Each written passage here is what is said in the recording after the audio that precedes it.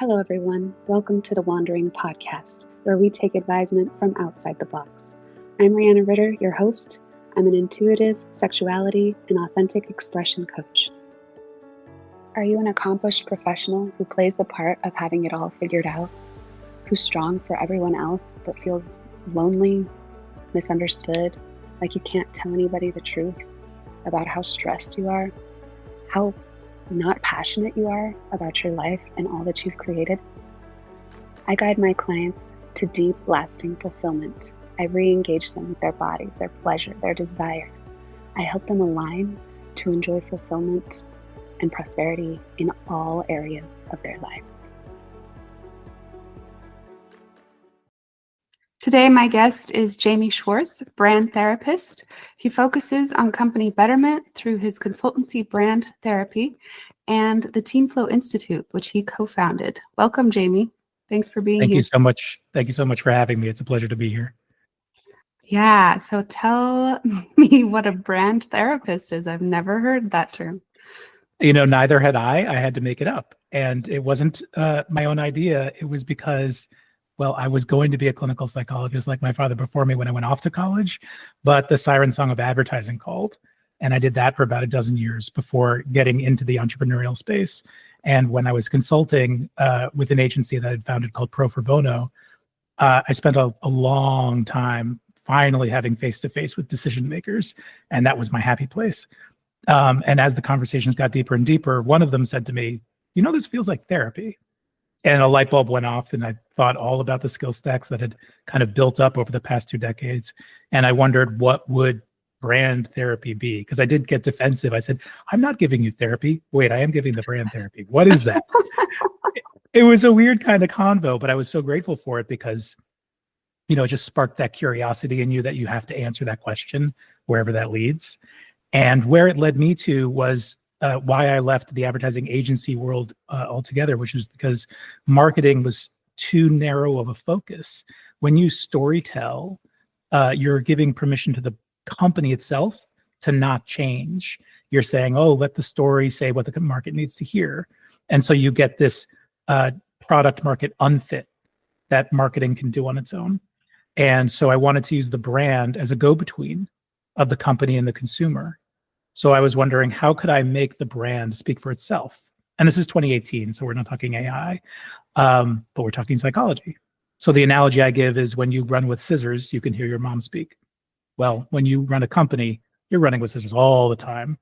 And you're always thinking myopically when you do that. So how can you have the voice of the brand, a voice of conscience, a voice that's kind of like a chief purpose officer, be in the back of your head and to say, whoa, hey, this is what we believe. This is the long term we should be thinking. Think from my perspective. Don't forget, whoever you are, CEO, whoever, you're an employee of the company. I'm the only one. The brand is the only employee that intrinsically stays with the company forever. So trust my long-term instincts. And then once that voice is strong in your CEO's head or the CMO head or whatever brand steward I'd be talking with, we get it into all the decision makers' head. And a magical thing happens, which is you can't get rid of egos, but you can certainly make them subservient to a louder, stronger one.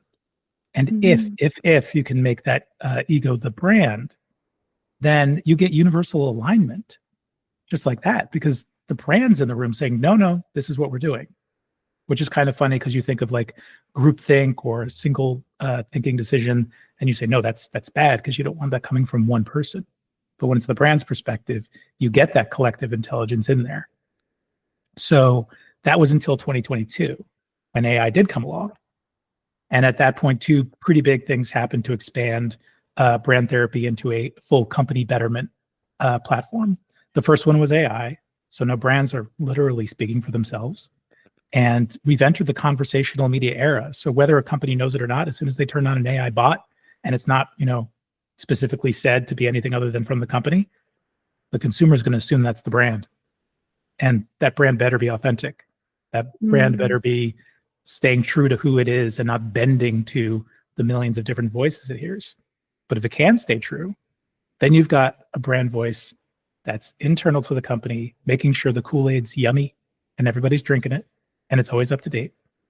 And it's also talking to the consumers and listening to what they need and giving them an authentic connection back to the company. So you have a brand with 2 ears and 1 mouth as that go-between. And then it's not even about finding product market fit, it's about keeping it. Because product market fit is a moment. It is one of those things that you lose. Market shift, product shift, those are disciplines. Why is product market shift not a discipline? Well, that discipline was born in brand therapy. So that's what brand therapy really does focus on, the ability to product market shift through company mindfulness. The other major thing that happened in 2022 was I met my co-founder for the Team Flow Institute. Chris Ure had been working in organizational design for years, Deloitte, IBM, founded the Social Media Club back in the 90s, and was working on something called Remotely to optimize work in this COVID world that we were living in at the time. And I had just finished off, I had done co-founded 7 startups before talking to Chris. Send Thanks Now, which was tokenized gratitude in service of essential workers. And we put our companies together in a weird way to create a motion to go from extrinsic motivation for workers to intrinsic motivation through gratitude and recognition. And we tokenized that.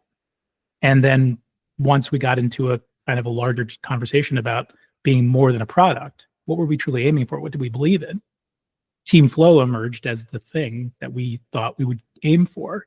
And then lo and behold, Chris found the founder of the team science of Team Flow, Dr. Jeff Van den Hout in Holland, who had been spending the past decade building out in-person team flow. So we brought him into the company and created the decentralized building blocks for it so that we would be much more purposeful with our in-person time and understand that it's different from our live conversation time, which is different from our asynchronous conversation time, which is different from our heads down time, and how to optimize all of those around trust, open communication, unity, focus, progress. So there's an amazing shoulders that we're standing on top of in team science to build that out. But you put those together and you end up with adaptability.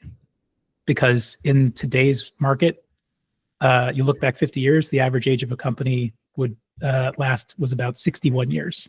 Now it's under 18 years.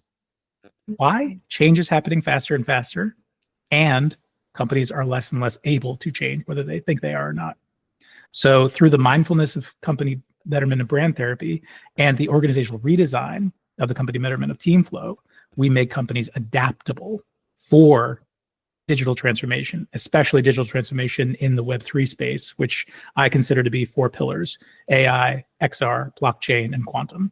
They're all in different stages of development. They're all converging in different ways, but we can help across that way too. So I've been other companies as well that help with the Web3 technologies, because typical ADHD me, I filed the world's first NFT patent back in 2017, and I've been building stuff on top of that as well in the Web3 space. But focusing on company betterment, we're there to make companies understand who they are and how to adapt as markets and the competition keeps shifting. Okay. And does that, that's a lot of stuff going on. It is. ADHD has strengths. It really does. Yeah. It's got, I don't know. It sounds really cool. So does this start with, like, when you start working with a brand, are we building this personification of this brand? Is it coming from working with the founder and their original design of why they started the company, or is it starting with the senior management team that's in place right now? And, how are we determining what the brand is? Yeah, so there are certainly the exceptions to the rule, which are the lucky times I get to work with building a brand from scratch. But usually, we're working with a lot of already created assets, brand guidelines, different people who think they're in charge of the brand. Not a very strong structure in terms of that stewardship that has to really take place. So there's a disciplining that has to happen in terms of that responsibility. I try to get it down to one person. It's usually a CMO. It can be really anybody, the founder, if it's a small enough company that they can spend the time with me. But we go through 2 major time periods. One is the founding. Why was it founded? Let's talk with the founder if they're still there or still alive. Let's understand what the original purpose of the company was. And then there's today. What has it shifted to? Where is it now? What do the brand guidelines say? Are those brand guidelines even up to date? When was the last time you talked to your customer base? Let's understand all of that. Let's get that all down. And in that sense, I'm a very typical brand strategist. A brand audit there is very holistic, very deep dive. What we want to make sure here is that we're not missing any voice that legitimately has a say in what the brand needs to be. Once we have all that down, once everybody feels like they've had their say, who needs to, we then go through a ceremonial moment of cutting the umbilical cord. The DNA's in there. The nature is done. It's nurture time. This isn't yours anymore. This is the market's shape. You've planted your flag. You know where you will, as a tree, hold your roots and where you'll sway. So let's find out from the market from then on. And that's hard, especially in the beginning when they have to realize, oh, but I've been spending all this time with you telling you what I want it to be. Mm-hmm. Right. So we could get that down. Now it's the market's turn. Because so that's there our has to big be step one. Demand for what you're offering, right? So Sure. I'm sure you've talked a lot about Ikigai with a lot of people and all the different pulls and pushes of you and the market and what's right and what sells versus what you want and what they want. Where's the perfect middle with that? Ikigai is another way of looking at product market fit. I haven't heard of Ikigai. Think of a Venn diagram, but with 6 circles and all of those different wants and needs coming together. It's a great way also with personal brands to work, because that's another tough, really, really tough thing for a company of one, first of all, to know when it's you and when it's the brand. Some simple examples, think of Stephen Colbert and the Colbert Report. That's not Stephen Colbert up on stage. That's a persona of him. Some of it's him, and he knows what it is him and what isn't, but it's a different person. He's playing a character. Your brand is a character, and you have to create that voice and understand what of it you've created and then what needs to be its own thing. So in a weird way, psychologically speaking, I'm doing something very unhealthy, creating additional voices in people's heads. Well, if your goal with your company and your brand is to be longevity, and you're going to have to start learning how to delegate, and in order to delegate effectively, everybody's got to be on brand, right? They have to understand the mission, or the company, as you said, they used to last 61 years. Now it's 18 years. Because individuals change. Like, I am always changing. If I start my company, like I started an accounting company 6 years ago, and now I'm like, yeah, accounting, like I don't think I really want to do that anymore. I'm shifting more into, and I didn't, and that's always going to happen because that's what humans do. And so you might want to sell your company or hand over the operations of it to your management team. And in order to do that, you've got to do kind of what you're talking about, right? Yes. Another major moment when that could happen is when there's an acquisition or a merger, and you've got 2 cultures, 2 purposes, and different weights together trying to figure out who's in charge, when really those are parents, and you need to make a new baby, and you need to be understanding that the old companies are not there anymore. It's a new company. And what is that? And that's a lot of hard work too. There's a lot of egos there. Oh yeah. I've experienced that. I worked for a restaurant company that bought another chain, and they wanted, the chain that was purchased wanted to keep everything the way that it was and remain who they were. And we had bought it because we were better, more efficient at operating things and standardizing things, and keeping training consistent. And we had like the metrics for measuring, this is how this is done, da, da, da, da, da. And this other company was losing money because they just didn't have that efficiency, that standardization. And so we thought we were better. They thought they were better. It was really funny, just the inner children that surfaced among all these adults that were trying to run these 2 companies. Well, it's a lot of myopic, egocentric, not egotistical, but egocentric thinking. And it's always worth remembering that have to be defined by not what you sell, but what your customers actually buying. That line I use pretty early when talking with customers, but there has to be a hard flip in terms of your perspective there. You've got to get out of your own head when you're selling something. I often see, especially in the dozen plus years I was at ad agencies, clients were so invested in the fact that they spent a lot of money, rightfully so, on media share of whatever it is that they're trying to do. Advertising, in most senses, is just interruption. I'm watching something, I'm doing my own thing, and in service of getting access to that thing, I've got to have my life that I want interrupted by these media messages. Now, how, when you're living your life, would you ever have a good thought about somebody interrupting you in the middle of something else? It's a really hard challenge. Yeah, generally no. So the few times that you really see ads really breaking through, it's because they're either more entertaining than what they're watching, or it's so exactly part of their world, and they're so offering something that's beyond what they were expecting, that they're grateful for that moment. And that's the real first challenge when it comes to the top of the funnel, is having that reason to get further into the funnel. Yeah, with how many ads we see every day, like Mm-hmm. the amount of distraction that it's hard to even stay focused on one thing. Like, what was it yesterday morning? I had some goal. I needed to go onto my phone and, I don't know, do a social media post. And of course you open it and then there's other people's content. And then there's a pop-up from a call, and then the text, and then somehow the email got involved because I had to go get a code, and then I saw somebody else's email that they sent that was an advertisement with the right headline, and then 10 minutes later I'm like, what was I even doing? I don't know why I'm on my phone. The phone did a good job of keeping you in the phone, forgetting what you were doing. It interrupted your life with what you wanted to do so well that it gave you other things that were more entertaining, more dopamine than your original goal, and you fell down the algorithm.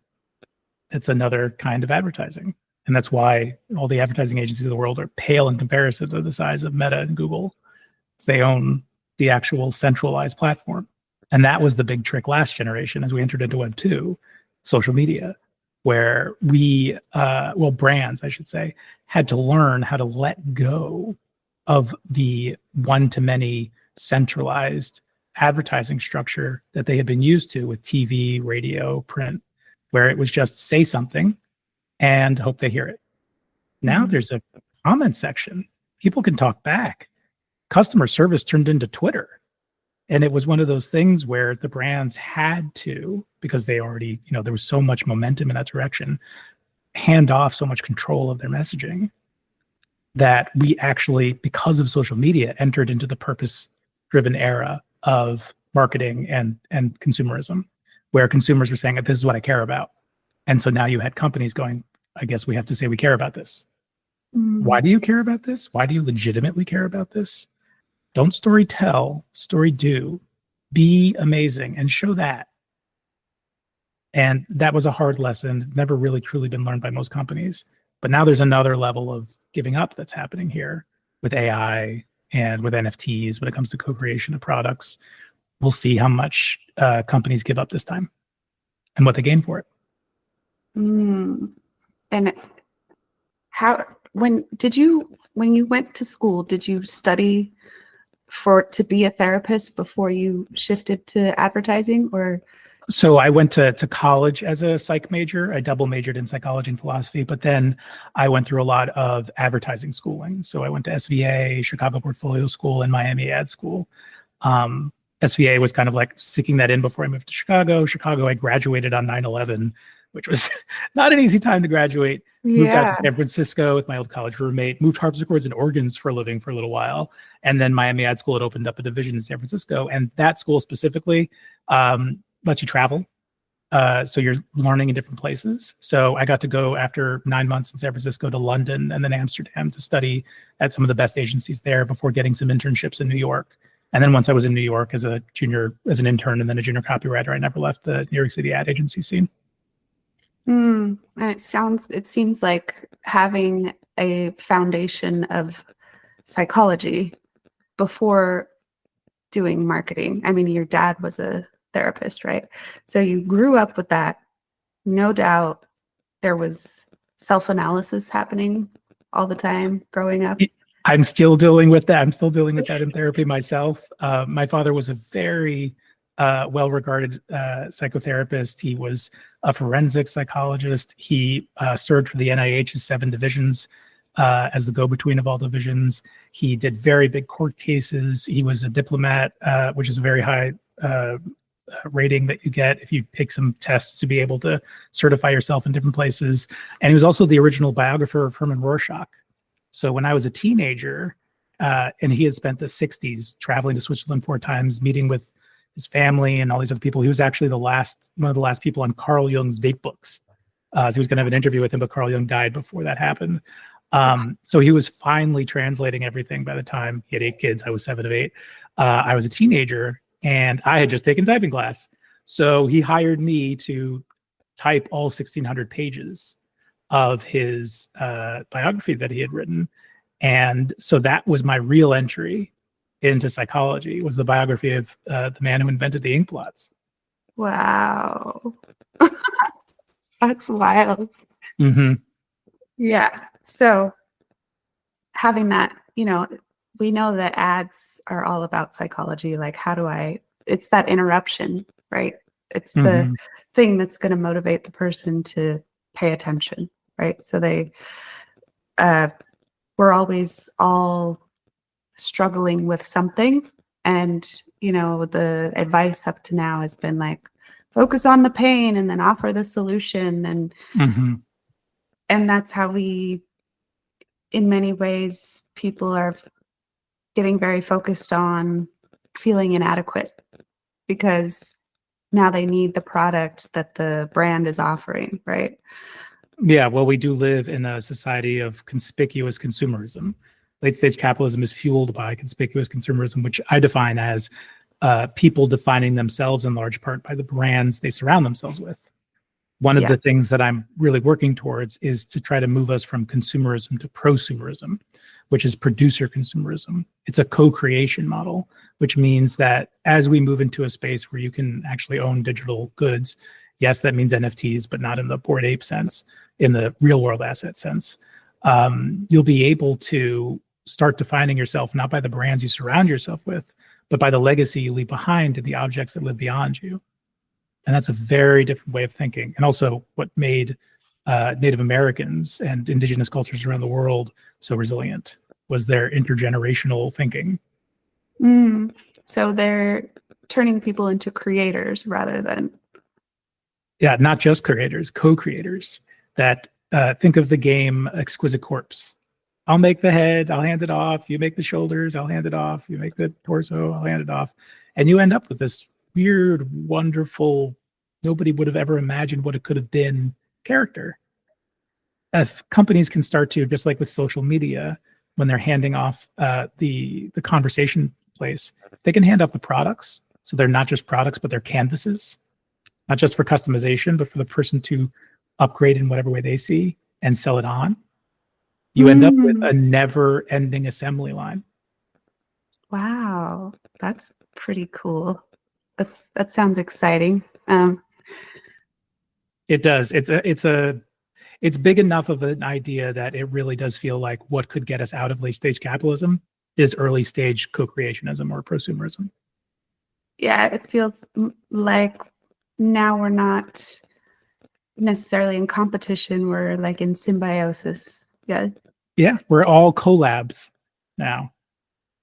Yeah, that sounds a lot more sustainable as well, and it gets everybody thinking beyond just, a lot of what we do is outsource accountability and our power, and that we say that we're victims of this system that we're in, and that our politicians should be solving our problems for us.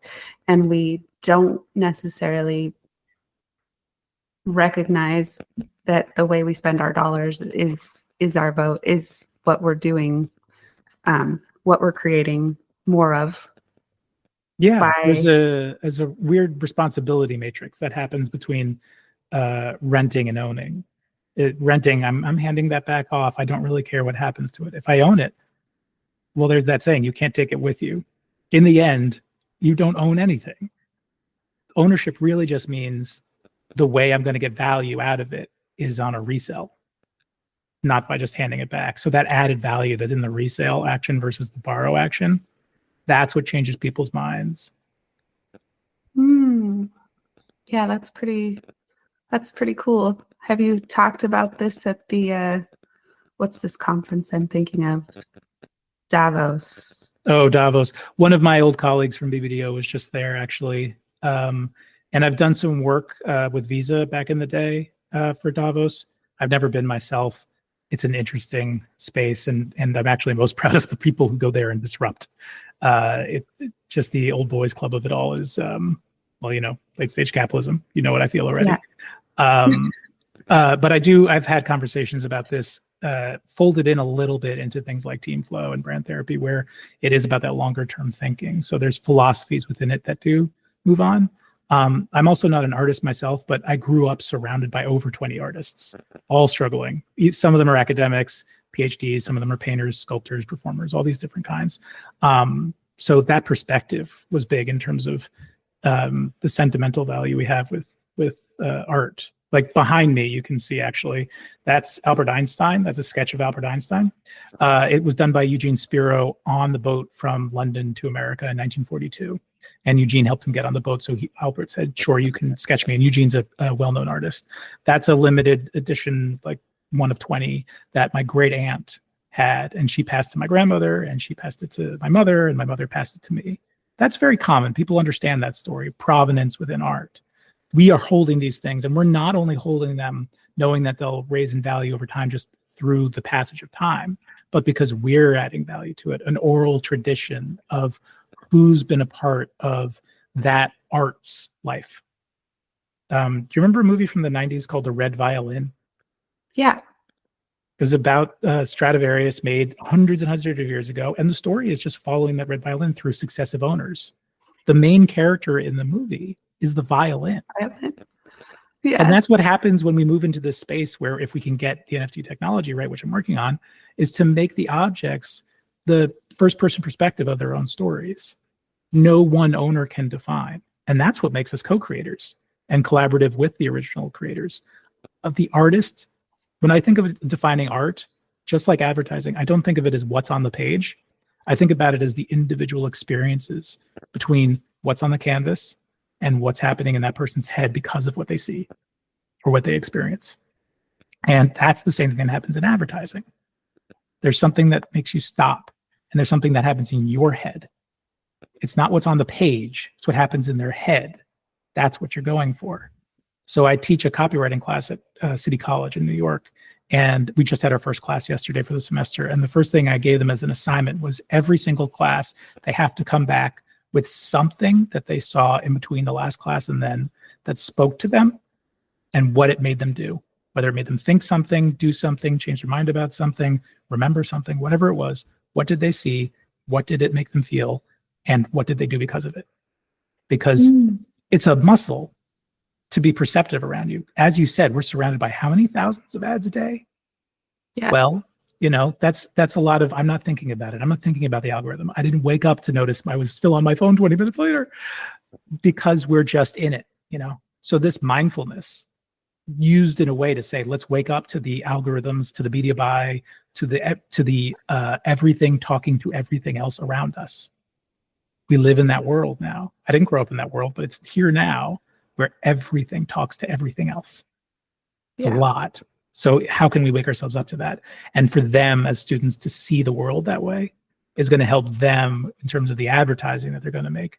Because as I'll borrow the line from Kamala Harris's mother, you didn't just fall out of a coconut tree. We are only defined by the context of what surrounds us. And to use another famous quote, the medium is the message. It really matters, the context. It really matters who you're talking to and who sees this and who's saying it. Those are all ingredients in advertising, not just the headline or the tagline or the picture.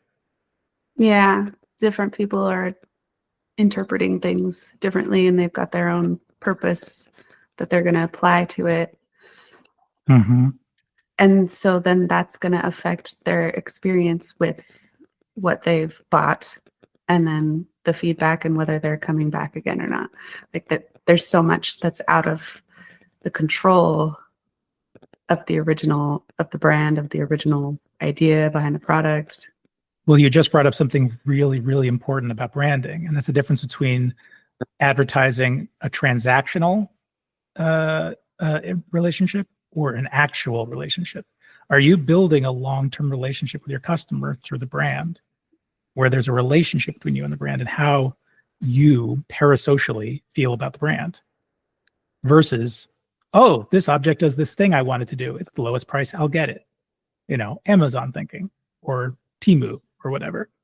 And those are, whenever you're in that transactional space, you're always in a war to the bottom.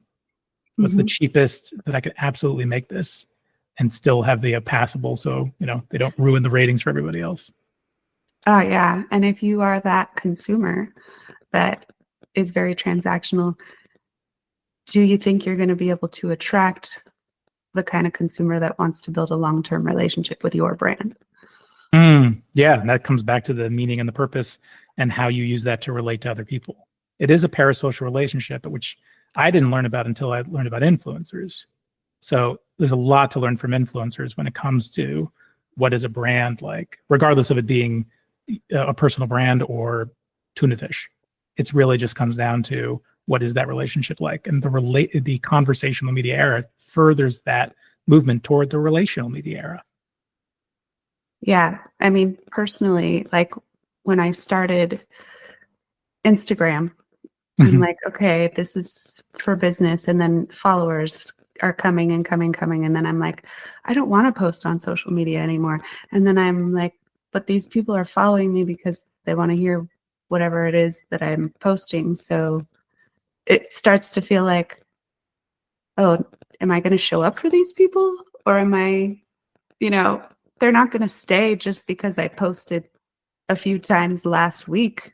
Like, and maybe they will because they don't bother to unfollow people. They're just busy and they don't do that. But like, what good is it to have them follow you if if you're not having a relationship? Like, nobody's going to buy from you without that relationship.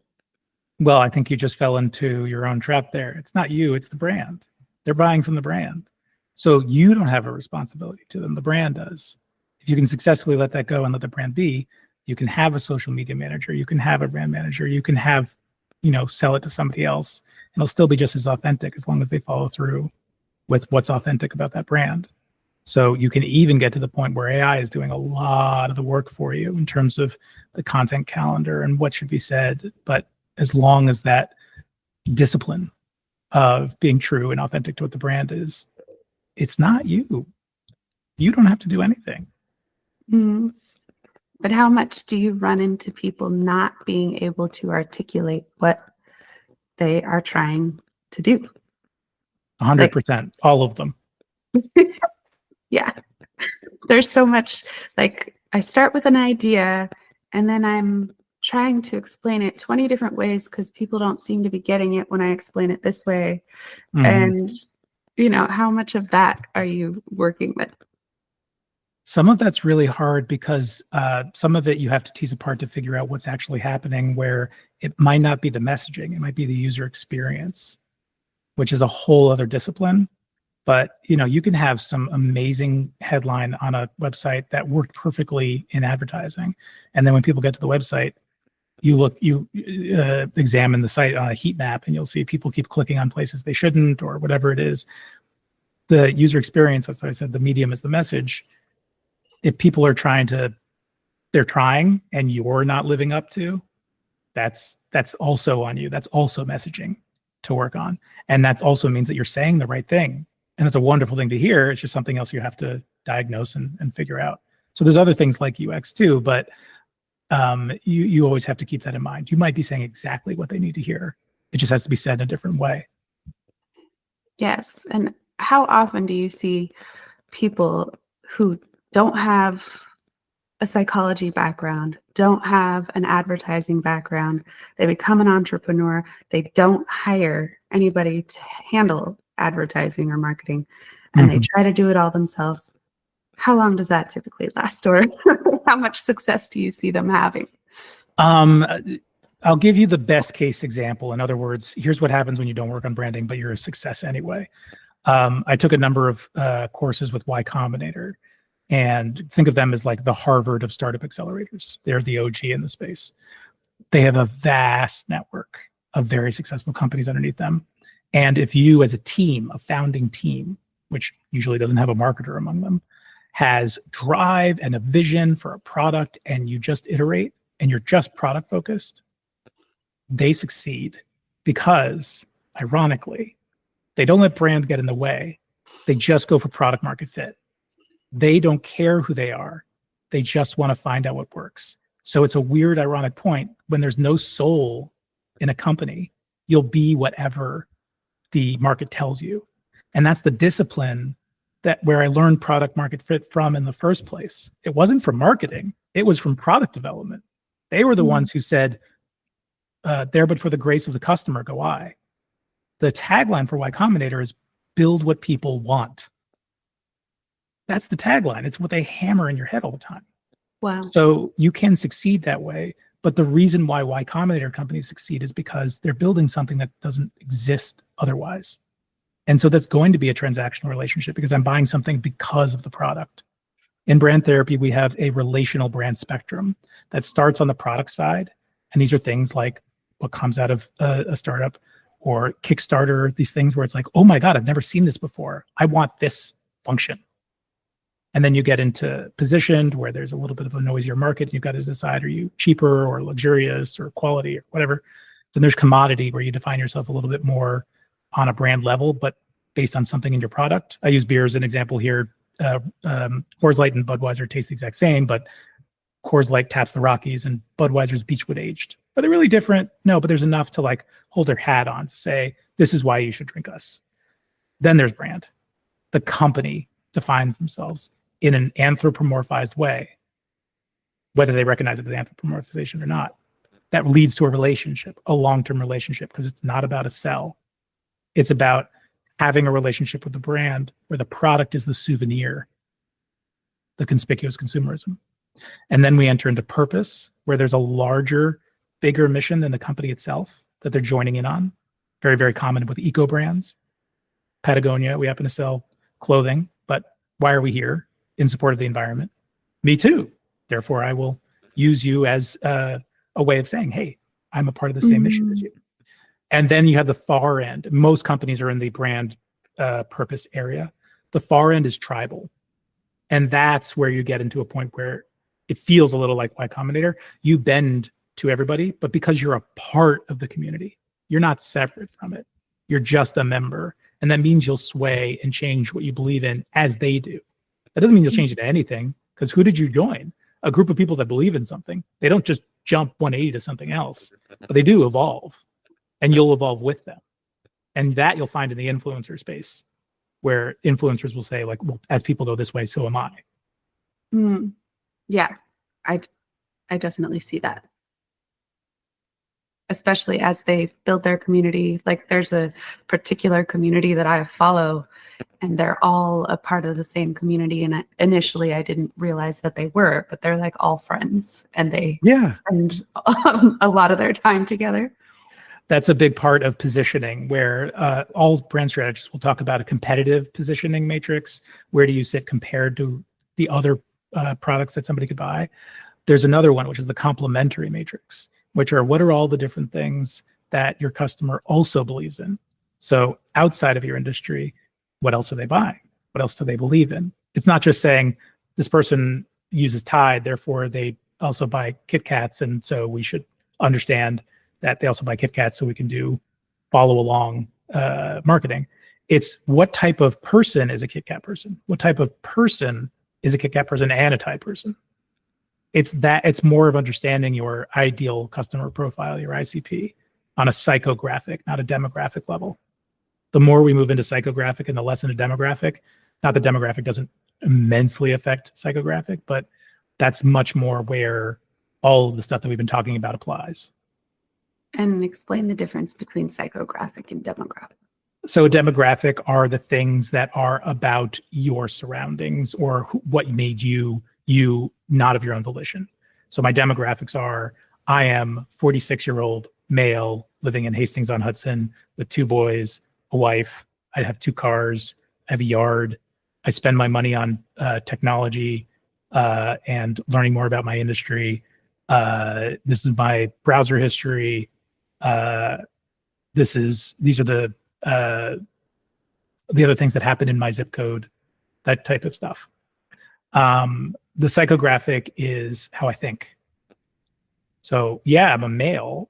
So there's going to be some things that are just standard about me being a male versus a female. And there's some very well-worn things about like 90% of consumer packaged goods purchase decisions are made by the woman in the relationship, which is just a factual thing to say, or should I say a statistically factual thing to say, but it's not a psychographic thing until you get down to, if you're talking to the man about buying his own deodorant, you're talking to the person who actually only cares what his woman thinks. Mm-hmm. So that's why Old Spice created the man your man could smell like. Those advertisings were not to men. They were to women saying, your man could smell like me. That's so interesting. Yeah. Yeah, it does seem that in male-female hetero relationships, women do a lot more of the shopping, right? I mean, that's been my experience, but it's true. And it's the thing about statistics versus culture versus stereotypes. And it's something that advertisers get caught up in a lot, which is just, we're following the statistics here, and we're not, saying you need to be whoever you need to be. We're just saying, if you are like this, then this is for you. And so there's a big difference between those two things. And sometimes you get caught up on the wrong side of that. That's a hard place to be in, especially as we move into this new post-DEI, post-purpose marketing world that's starting to show up around us. We'll see where it goes. But you'll also see things, especially because of the social media era, where brands become quite hypocritical only because they have to talk to so many different audiences. So instead of just going, well, we have different demographics, so we'll say what makes Bud Light awesome for these different demographics, they'll go, we have different psychographics. And that's when you've got the old school cowboys buying most of the beer, but Bud Light going, oh no, how do we get Gen Z? Oh crap, let's hire Dylan Mulvaney, a famous trans Instagrammer, to hold our beer. And what happened? Both sides said you're being disingenuous. Mm-hmm. And both sides stopped buying. So one little TikTok ad made Bud Light lose the #1 position it had in the industry for decades to Modelo. From one action. Wow. That's hypocrisy. The brand is so powerful that the biggest threat any company has to its success is hypocrisy. Yeah, it's kind of awesome that you went with Bud Light, because I was going to ask, what happened? What happened there? It's still there. They're still trying to find their way back. Funnily enough, of course, the large multinational corporation that owns Bud owns Modelo. So they just traded one for another, but still, it was a major loss of sales, period. Yeah, it's InBev, right? Still, is it? Yeah. Yeah. Hypocrisy. That is the danger of, I mean, even when you're trying to change your messaging because you feel like nobody's hearing it. And then you're like, okay, how do I go about this a different way without losing the integrity of what I was originally trying to do, trying to teach, trying to sell? Well, brands are just like humans in that sense too. You yourself are a multi-layered, deep, thoughtful woman who thinks about a lot of different things and has a lot of different views. Just because we're talking about this right now, we can have an amazing, completely different podcast episode about very different things, and it would still be us. That's what you keep in mind when you're trying to say something different. Yeah. And I think we just get so much marketing advice as entrepreneurs. And one of the things is to like stay in your lane. Like you can only make these types of offers because that's what's expected of you. And but like you said, we are multi-dimensional beings. And I mean, I'm a mother, I'm an entrepreneur, I've been an accountant, I'm in the spiritual space, in coaching. Like there's not one thing that I can do and only ever offer that. Exactly. And it's important for your brand, which is not you, to be just as deep and thoughtful and multidimensional. Yeah, absolutely. We've got exciting things going on, a lot of different things. How do people find you and work with you? You can find me at brandtherapy.coach. There are other brand therapists out there. I think we've all tripped onto this portmanteau in some way, shape, or form at some point in our life. But brandtherapy.coach. You can also find me on LinkedIn. A lovely bearded face waiting for you there. Jaime Schwarz is Jaime like Jaime, and Schwarz without the T. And if you want to reach out directly, email Jaime, Jaime, at brandtherapy.coach. I'll be happy to respond immediately. And I do offer a free half-hour session with anybody who just wants to dive in a little deeper into what they can expect. Amazing. Thank you so much for being here. And we will talk again soon, I hope. I'm looking forward to it. Thank you so much for having me.